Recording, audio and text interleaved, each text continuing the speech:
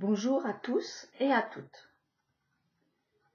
Permettez-moi de vous soumettre mes réflexions à propos de ces mots trouvés dans la bouche de David.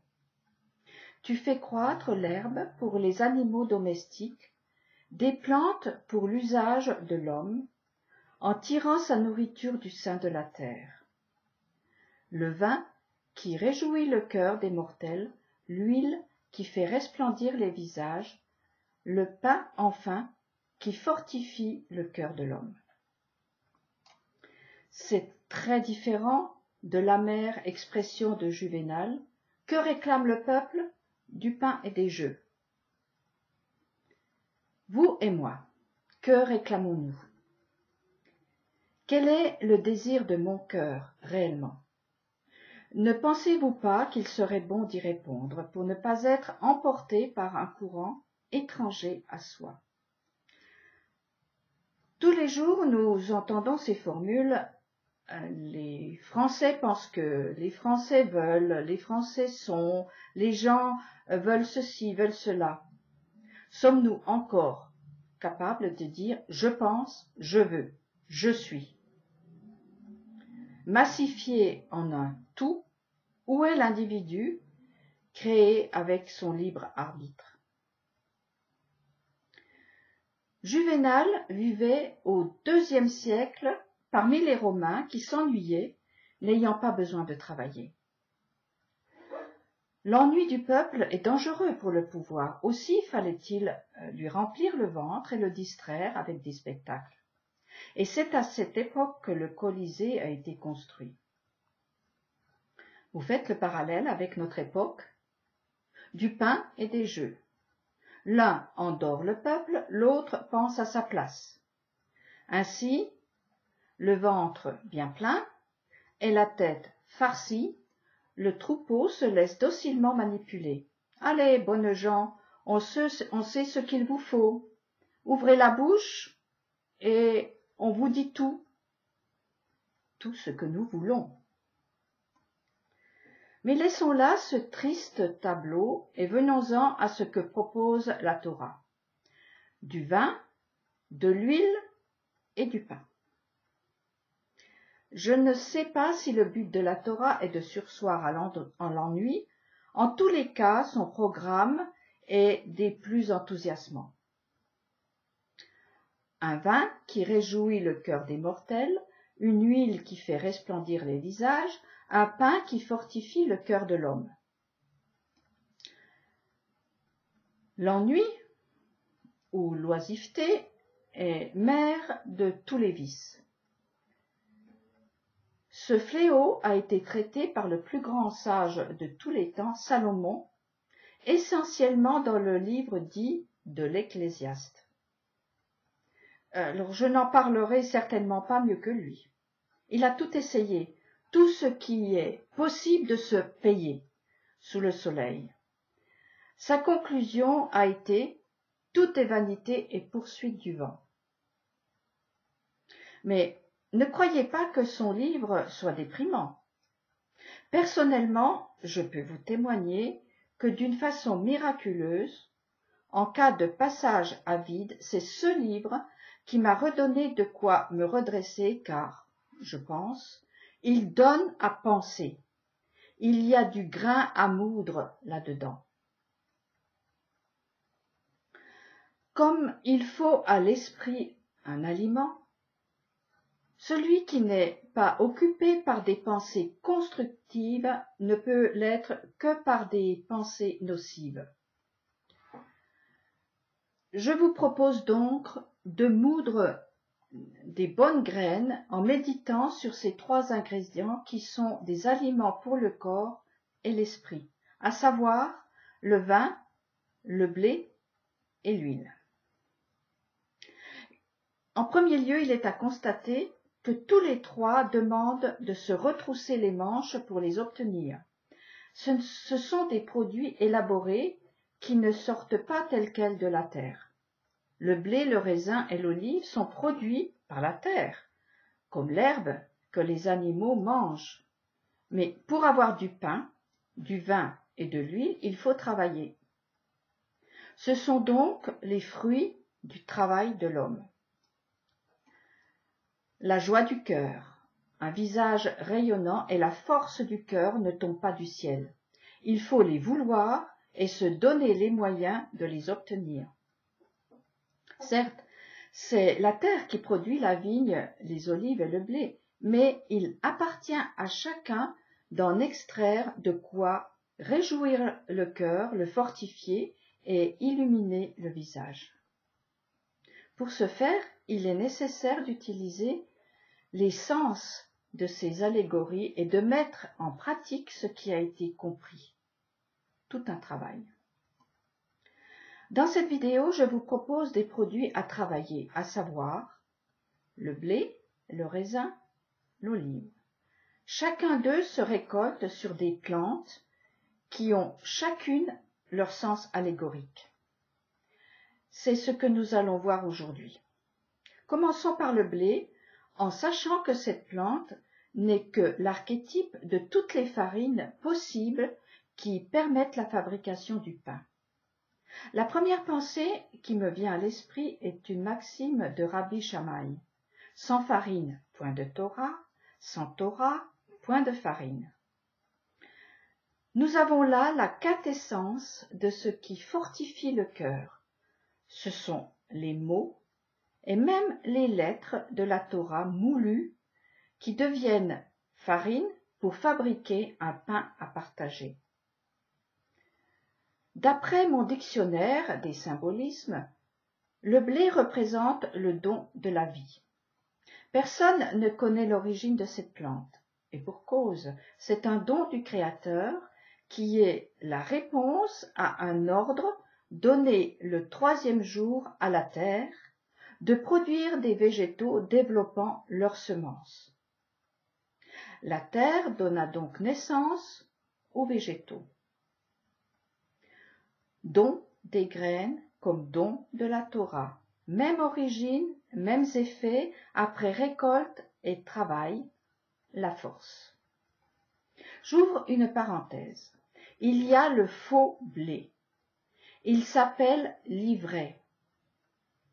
L'ivraie, l'olium ou encore zizanie. Dans un autre dictionnaire, j'apprends que le mot ivraie vient du latin ibreitas, ivresse, reflétant les propriétés enivrantes attribuées à la plante, tandis que zizanie vient du grec zizanion, un mot d'origine sémitique signifiant division, d'où l'expression semer la zizanie, c'est-à-dire la mésentente, les causes de discorde et de désunion. L'étymologie est très ancienne puisqu'elle remonte aux Sumériens. Attention donc, l'ivraie se fait passer pour du blé et provoque la mésentente et la division. Elle engendrera la faiblesse, ce qui est à l'opposé de la force donnée par le blé de la Torah et l'unité de son message. Le pain proposé par les Romains était donc sans aucun doute fabriqué avec le faux blé. C'est au résultat que l'on peut se rendre compte de quel pain on se nourrit, quel grain nous ramassons, quel grain donnons-nous à moudre à notre cerveau. J'en viens au 2e ingrédient, le vin. La vigne en est le principal pourvoyeur. Mais tout comme il existe différentes farines issues de plantes très différentes, il existe toutes sortes de vins issus de fruits très différents et même du miel. La vigne est le premier arbre cultivé, le premier signe de civilisation. Après la destruction par le déluge de l'humanité du temps de Noé, il a planté une vigne. Dans de nombreux textes de la Bible, Israël est comparé à la vigne. La vigne est un arbre particulier avec ses branches plus proches des lianes que de la rigidité du bois des autres. La vigne a besoin de supports auxquels s'agripper. Elle lance ses longs bras autour de ce qui lui est proche. Elle enlace ce qui la touche. Elle est l'élément central de l'arbre de vie par l'amour qu'elle distribue. Elle fait des câlins gratuitement sans parasiter ce qui l'accueille. Ses racines sont extrêmement profondes. Elle va chercher l'eau là où aucun arbre ne pousserait. La vigne est symbole de l'équilibre harmonieux entre les trois éléments, la terre, l'eau et le feu du soleil, qui permettent d'accéder au quatrième élément, l'air, par sublimation en vin. Souvent utilisée comme image d'Israël dans la Bible, la vigne et l'humain en général doivent être émondés pour porter un fruit juteux. S'ils ne sont pas limités dans leur extension naturelle, ils s'épuisent et leurs fruits se raréfient et deviennent amers. Passons maintenant à l'olivier. La vigne est le premier arbre cultivé et l'olivier est le premier arbre cité dans la Bible grâce à la colombe qui a ramené dans son bec une feuille d'olivier fraîche. L'olivier est ainsi le symbole de la fin des hostilités. Il est devenu signe de la paix. Or, il n'y a paix que s'il y a richesse et récompense de l'effort fourni.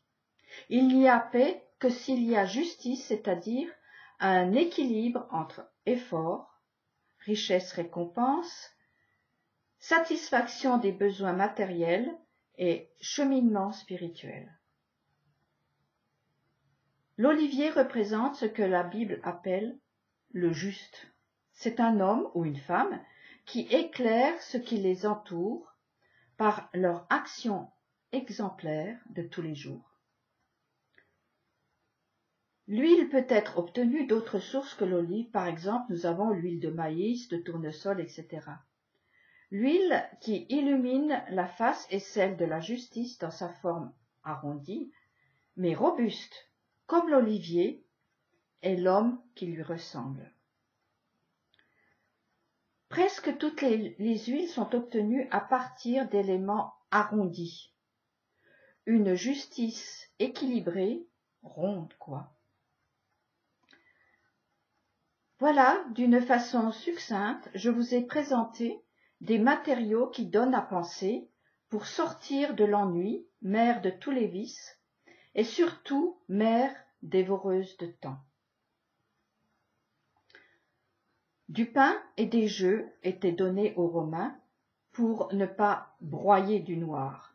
Remède pire que le mal qui est encore administré aujourd'hui dans des lieux insoupçonnés. Je veux parler des salles de shoot aux émotions où rien n'est travaillé, tout est spectacle. Cela va des stades aux boîtes de nuit et je serais partial de ne pas citer les salles de culte de tout poil.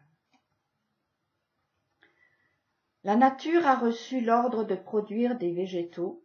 L'homme a le devoir de cultiver et de garder cette terre généreuse. L'homme est comme un arbre. Chaque arbre porte ses fruits. C'est même à ceux-ci qu'on les reconnaît le plus sûrement.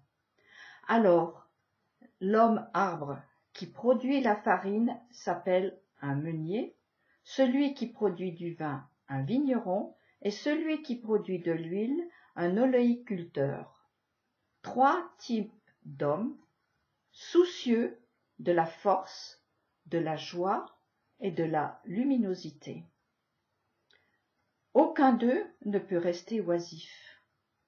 Pour atteindre leur idéal, ils se lèvent tôt, font toute la journée leur ouvrage, car rien ne leur tombe tout cuit dans la bouche. Ils ont beau implorer le ciel, ils devront se retrousser les manches ou renoncer à leur objectif. La joie, la force, la réussite prévue dans le plan divin pour l'homme s'extrait durement de la matière, pourtant à portée de main. C'est ce que je comprends du verset « en tirant sa nourriture de la terre ». Personne ne peut faire l'économie de l'investissement en restant oisif. Combien les paroles prononcées il y a des millénaires sont actuelles. Par exemple, beaucoup disent « Qui nous fera voir le bonheur ? Fais lever sur nous la lumière de ta face, ô Seigneur. Tu me mets plus de joie au cœur qu'à eux, au temps où abondent leur blé et leur vin. En paix je me couche et m'endors aussitôt, car toi, ô Seigneur, même dans l'isolement, tu me fais demeurer en sécurité. » Dans notre monde, le pain et les jeux, aussi abondants soient-ils, ne peuvent assouvir cette quête du bonheur auquel chacun d'entre nous aspire. Cultiver, dans le sens éthique des termes, le blé, la vigne et l'olivier, c'est s'assurer des greniers, des cuves pleines de ce qui réjouit le cœur, lui donne la force et illumine le visage dès le matin. La semaine prochaine, je vous dirai comment j'ai compris qu'il est possible d'obtenir le vin, le pain et l'huile qui donnent joie, force et luminosité au visage.